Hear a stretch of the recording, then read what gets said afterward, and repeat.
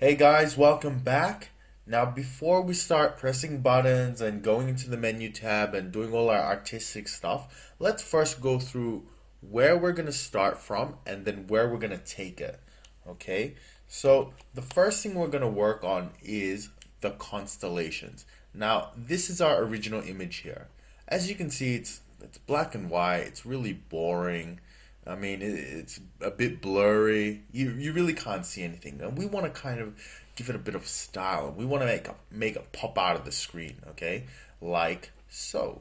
As you can see here, there's like a gel effect. There's like a blue aura coming out, and the writing is a lot clearer, and so on. So that's what we're gonna do for our first one. Then the next thing we're gonna cover is making this image here, which is just a simple square image, right? Put it into a picture frame like so. And then also, we're going to learn about some drawing tools which will allow us to outline certain bits of the drawing. Okay, so that's the next one.